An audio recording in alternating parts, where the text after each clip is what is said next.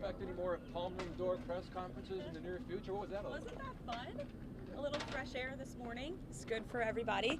You heard from the president earlier. You'll hear from him again at 5 o'clock. As you all know, he's signing executive orders. There will be 7 executive orders by my count focused on education. Secretary Linda McMahon will be here in the Oval Office as well. I won't get ahead of them, but we'll see you all there, and the president will take some questions, but I'll take some now too. Caroline, Sure. Caroline, what have these huge tariffs on China accomplished? Leverage and ensuring the rest of the world knows that the United States of America is no longer going to be ripped off. President Trump has made that very clear, not just with China, but with almost every single country on the planet. There have been hundreds of countries now that have reached out to the United States, to the Trump administration, to make deals.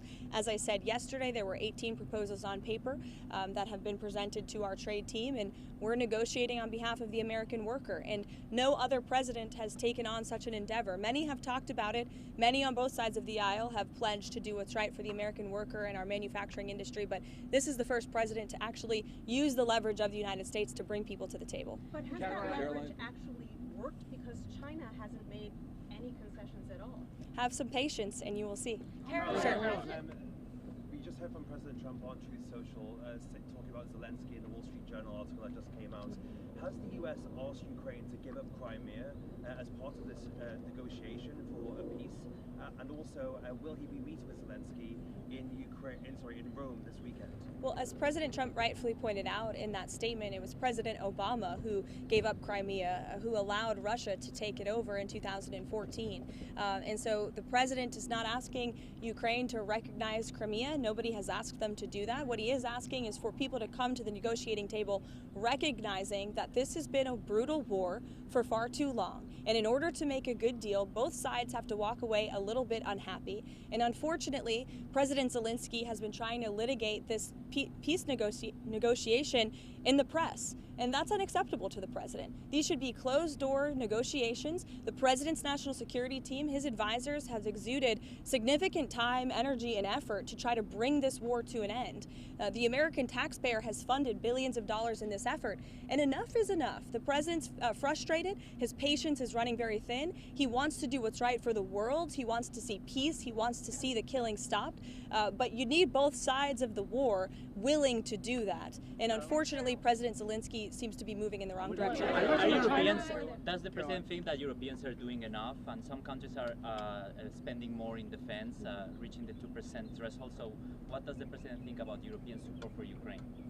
Look, the president has always maintained that Europe always needs to do more, whether it's in the effort to end this war in Russia and Ukraine, whether it is in terms of their spending when it comes to NATO and their own defense spending as well.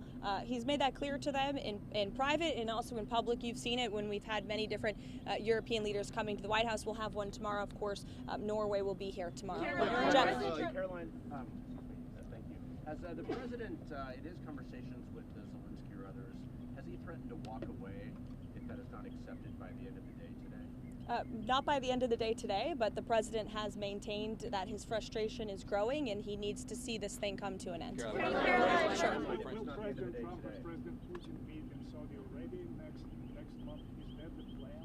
I'm not tracking a meeting at this time, but as always, we'll keep you updated. I did announce the dates of the foreign trip yesterday. On this morning, can you talk about the motivation behind the significance of President's move to install massive American flags here at the White House out of his own pocket?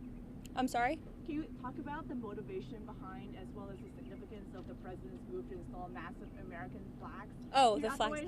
I thought you were referring to the flags we lowered in honor of Pope Francis. Yeah, look, I mean, the president is a real estate developer at heart, and he's always looking for ways to improve the White House complex. Not for him, but for future generations, for future presidents. He has some fun ideas for this complex, which we've kept you all apprised of as they have happened and will continue to do. So you can expect to look up, I think, quite soon and see a very big, beautiful American flag, perhaps on the North Lawn and the South Lawn. I think it has yet to be decided. So we'll see you all later. Thanks. Thank you, Caroline. President said